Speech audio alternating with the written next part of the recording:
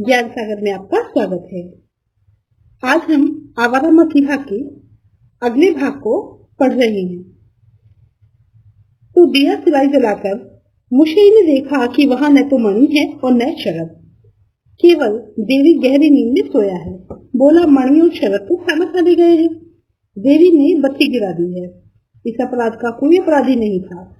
केदारनाथ ने देवी का कान पकड़कर उठाया और मुशेई से कहा, इसे ले जाकर अस्तबल में बंद कर दो। अगले दिन मामा को प्रसन्न करने के लिए गहरी रिश्वत देनी पड़ी, लेकिन देवी पर माँ सरस्वती की कम ही कृपा थी। शरद के बड़े मामा ठाकुरदास सभी बच्चों की शिक्षा की देखभाल करते थे। वे गांगुली परिवार की कट्टरता और कठोरता के सच्चे प्रतिनिधि थे। उस दिन क्या हुआ, मोतीलाल बच्चों को लेकर गंगा के किनारे घूम रहे थे कि अचानक ठाकुरदास आ निकले। उनकी दृष्टि में यह अक्षम्य अपराध था। उन्होंने बच्चों को तुरंत परीक्षा के लिए प्रस्तुत होने का आदेश दिया। किसी तरह मणि और शरद को तो मुक्ति पा गए, लेकिन देवी ने जगन्नाथ शब्द की संधि विच्छेद किया। जगन्नाथ इस अपराध वरण पीठ पर चंबुक खाना ही नहीं था, अस्तबल में बंद होना भी था। परंतु शरद पर इन बातों का कोई असर नहीं होता था। यहाँ तक कि स्कूल में भी दुष्टता करने से वह नहीं चुकता था। अक्सर वहाँ की घड़ी समय से आगे चलने लगती।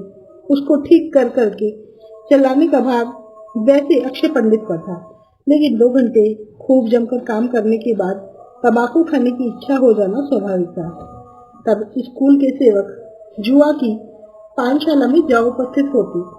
इसी समय शरद की प्रेरणा से दूसरे छात्र उस घड़ी को 10 मिनट आगे कर देते। कई दिन तक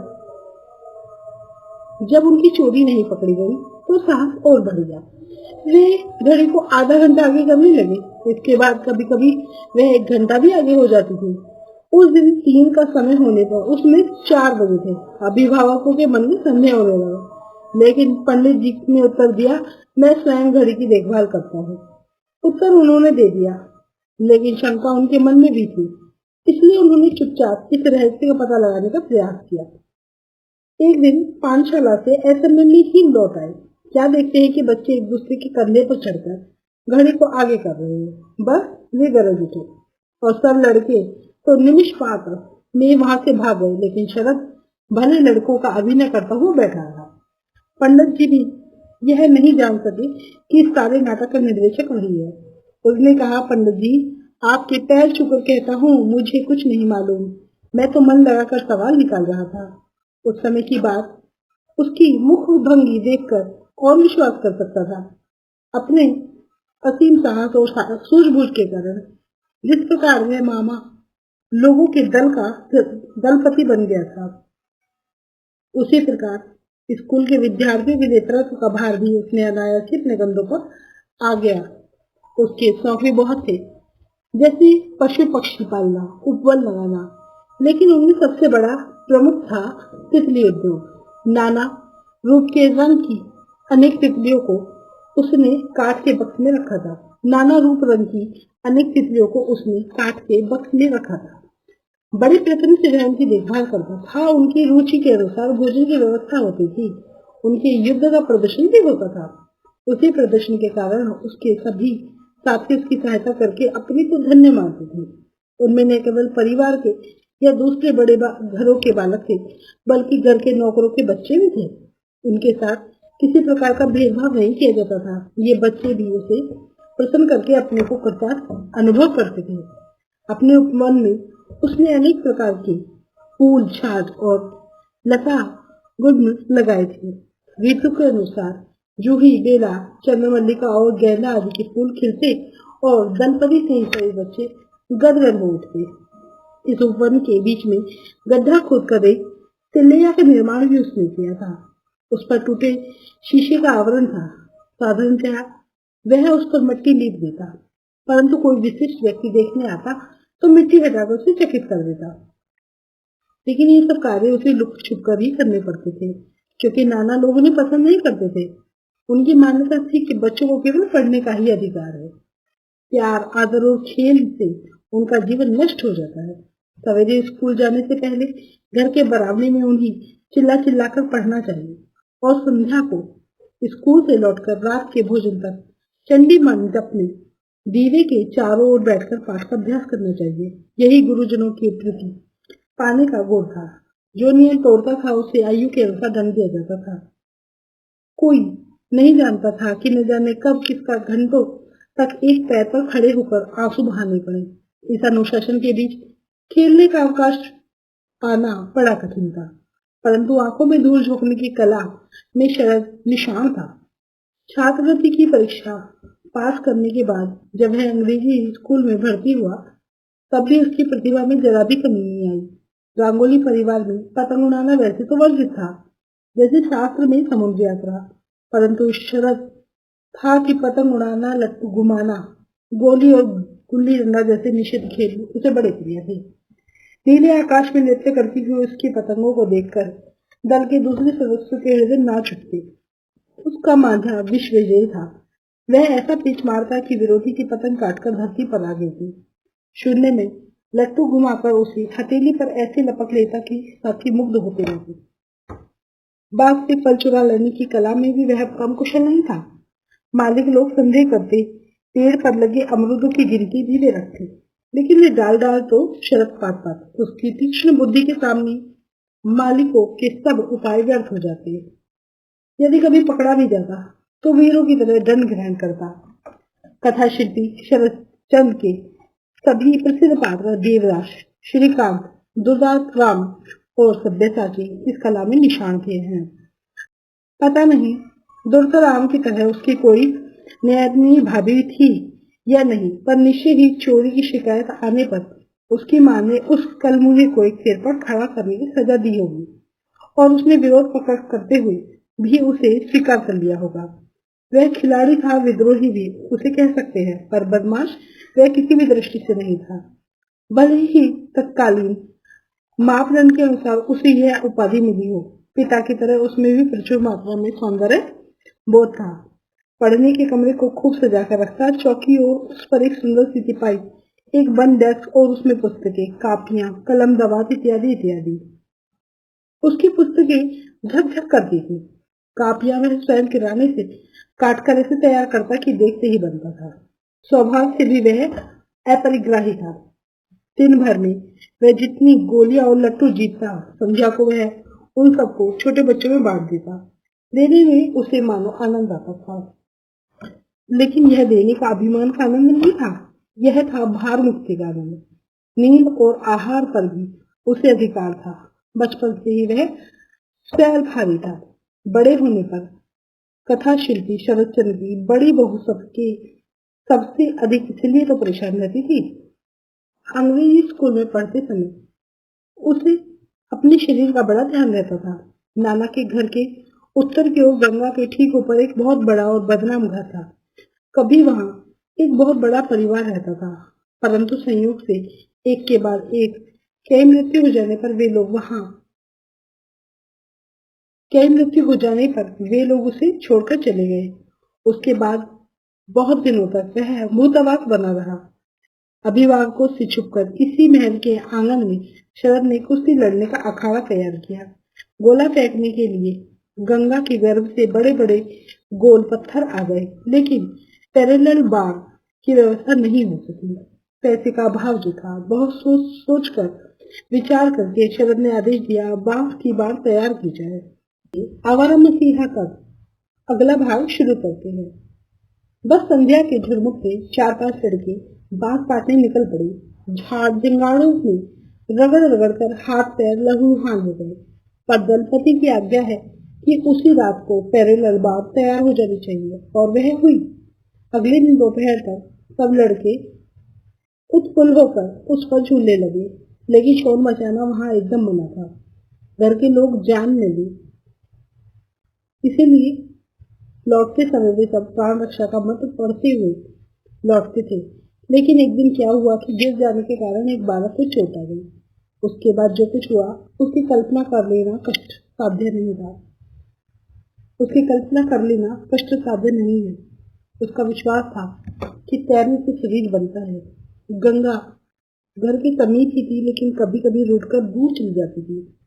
उस वर्ष ऐसा ही हुआ। बीच में छोटे छोटे ताल बन गए। और उसमें लाल लाल जल भर गया। शरद उस लाल लाल जल में स्नान करने का लोग कैसे संवरण कर सकता था। मणि मामा को साथ लेकर एक दिन वह उसमें कूद ही पड़ा, लेकिन उसका दुर्भाग्य उस दिन छोटे नाना और गोरनाथ ऐसा नहीं घर लौटाए। उन्होंने मणि को तो नहीं देखा, तो पूछा मणि कहाँ है। किसी ने बताया मणि शरदलाल ताल में स्नान करने गए हैं। उस क्षण गोरनाथ ने जो हुंकार किया उसे सुनकर सब डर गए। उनका यह डर सकारण नहीं था। जैसे ही दोनों बालक नहाकर खुशी खुशी घर लौटे, वैसे ही छोटे नाना सिंह के समान गर्जन करते हुए मणि पर टूट पड़े। घर की नारियों को बार बार बचाने पर भी उसकी जो दुर्गति हुई, उसको ठीक होते होते 5-7 दिन लग गए। लेकिन शरद उस क्षण के बाद वहां नहीं दिखा गया। तीसरे दिन जब नाना फिर घोड़े पर सवार होकर काम पर चले गए, तभी वह दिखाई दिया। मामा लोगों ने अचानक से पूछा, तू कहाँ चला गया था रे? शरद ने उत्तर दिया, मैं गोदाम में था। क्या खाता था? वही जो तुम खाते थे। कौन देता था? छोटी नानी। जिस समय छोटे नाना मणि को मार रहे थे, उस समय छोटी नानी के परामर्श से शरद घर में जा छिपा था। लेकिन उसे खेलने का जितना शौक था उतना ही पढ़ने का भी था। वह केवल स्कूल की ही पुस्तकें नहीं पढ़ता था। पिता के संग्रहालय में जो भी पुस्तकें उसके हाथ लग जाती थी, छिपकर उन्हें पढ़ डालता। वहीं से एक दिन उसके हाथ एक ऐसी पुस्तक लगी जिसमें दुनिया भर के विषय की चर्चा थी। नाम था सागर कोश। विपद पढ़ने पर गुरुजनों के दंड से कैसे मुक्ति पाई जाती है, इसका भी एक मंत्र उसमें लिखा था। अपने सभी साथियों को उसने यह मंत्र सिखा दिया। मंत्र था ओम ह्यूम ग्रूम ग्रूम रक्ष रक्ष स्वाहा। केवल गुरुजनों के दंड से मुक्ति पाने का ही नहीं, पापों को भस्म करने का भी मंत्र उसे उसमें मिला था। शरद अपनी परीक्षा करने को आतुर हो था। कुछ दिन पहले उसे सांप ने काट लिया था। बड़ी कठिन पर उसके प्राण बच सके थे, इसीलिए वह जल में घी की तरह नायक करने को और भी उत्सुक था।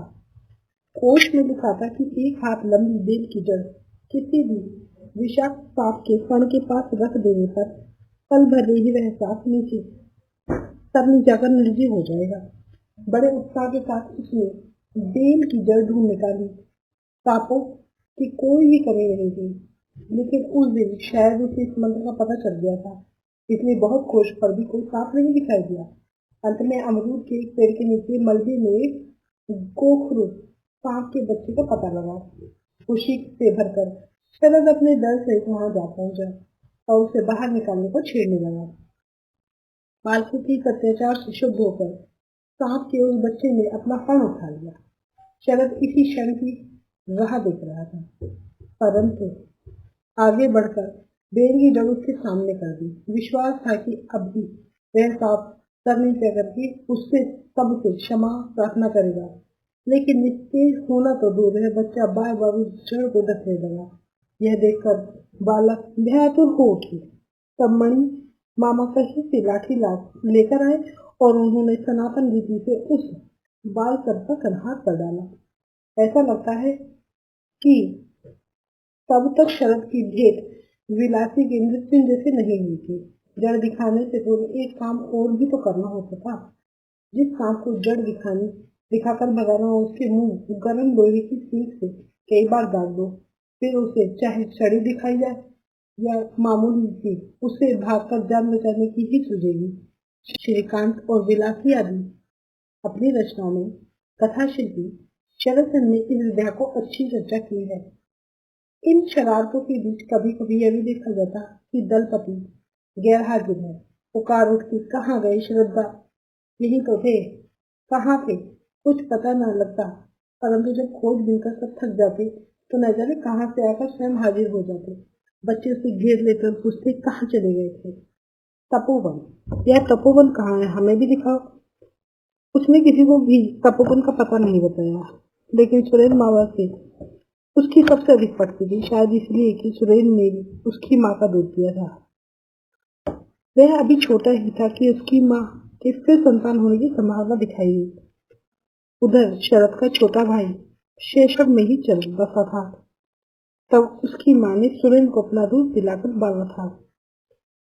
इसलिए बहुत अनुनय विनय करने पर एक दिन वह उसको साथ लेकर अपने तपोवन गया।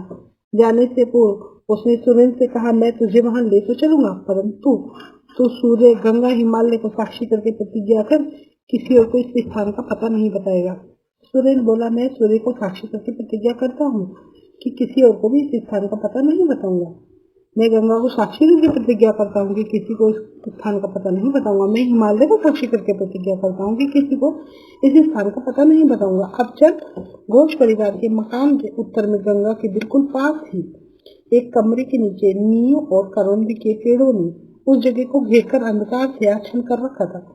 नाना लताओं ने उस स्थान को चारों ओर से ऐसे ढक लिया था कि मनुष्य का उसमें प्रवेश करना बड़ा कठिन था। बड़ी सावधानी से एक स्थान की लताओं को हटाकर शरद उसके भीतर गया। वहां थोड़ी सी साफ सफाई की जगह थी। हरी भरी लताओं के भीतर से सूर्य की उज्जवल किरणें छन छन कर आ रही थी और उनके कारण सन्निध हरित प्रकाश फैल गया था। देखकर आंखें जुड़ने लगी और मन गदगद होकर मानो किसी स्वप्न लोक में पहुंच गया। एक बड़ा सा पत्थर वहां रखा था। उसके ऊपर बैठकर शरद ने सुनील को बुलाया। आ। सुनील डरते डरते पास जा पहुंचा। नीचे खरस्रोता गंगा बह रही थी। दूर उस पार का दृश्य साफ साफ दिखाई दे रहा था। मन मन शीतल पवन की मधुर लहरें शरीर को पुलकित से भर रही थी। सुनील ने मुग्ध होकर कहा, यह जगह तो बहुत सुंदर है। शरद बोला, हाँ, इस जगह आकर बैठना मुझे बड़ा अच्छा लगता है। मैं जाने क्या क्या सोच करता हूँ। बड़ी बड़ी बातें सब यही दिमाग में आती हैं। सुनील ने कहा, सचमुच ऐसा लगता है कि जैसे तपोवन में आ गया हूँ। आज समझा हूँ कि इस बार तुमने अंगणित में 100 में से 100 कैसे पाए थे। न जाने कितनी बार वह इस पवित्र मौन एकांत में आकर बैठा होगा। दूर से आते बच्चों की शरारतों की आवाज गंगा की कलकल ध्वनि में मिलकर एक रहस्यमय वातावरण का निर्माण करती होगी। प्रकृति का सौंदर्य जैसे उसके थके तन मन को सहलाता होगा और तब उसके मन ही मन प्रतिज्ञा की होगी कि मैं सूर्य, गंगा, हिमालय को साक्षी करके प्रतिज्ञा करता हूँ कि मैं जीवन भर सौंदर्य की उपासना करूंगा, कि मैं जीवन भर अन्याय के विरुद्ध लड़ूंगा, कि मैं कभी छोटा काम नहीं करूंगा। उसने अनुभव किया होगा कि घर में एकांत नहीं है। जरा जरा सी ध्वनि मस्तिष्क में प्रतिध्वनि पैदा करती है और उभरे हुए चित्र को धुंधला कर देती है। तभी उसने इस तपोवन को ढूंढ निकाला होगा। लेकिन उसने अंगणित में ही 100% अंक नहीं पाए थे। अंग्रेजी स्कूल के प्रथम वर्ष में उसने परीक्षा में प्रथम स्थान भी प्राप्त किया था। अंग्रेजी स्कूल के प्रथम वर्ष में उसने परीक्षा में प्रथम स्थान भी पाया था। हुआ यह कि छात्रवृत्ति की परीक्षा पास करने के बाद अंग्रेजी पढ़ने के लिए उसे नीचे की कक्षा में दाखिला होना पड़ा। इसलिए दूसरे विषय उसके लिए सहज हो गए और वह बीच में ही एक वर्ष लांघकर ऊपर की कक्षा में पहुंच गया।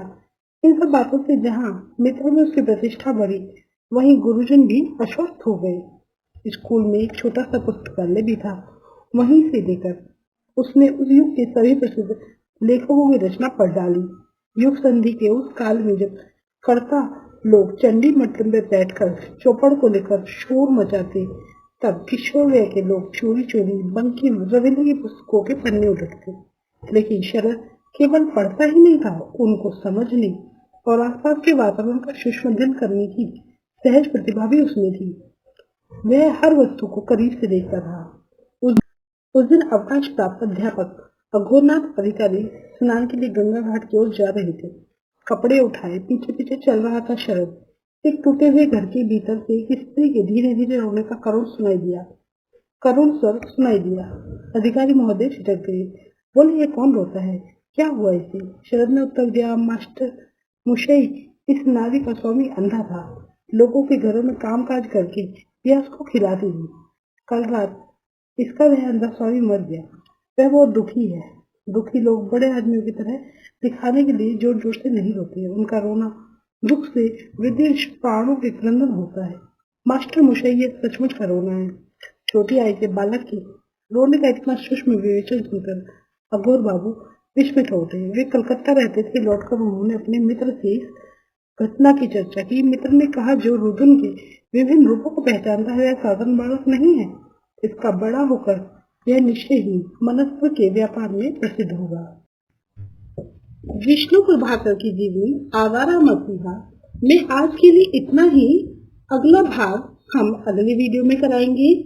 आशा है आपको यह पाठ अच्छे से समझ आ रहा होगा, रुचिकर लग रहा होगा। आज के लिए इतना ही। बने रहिए ज्ञान सागर में। धन्यवाद।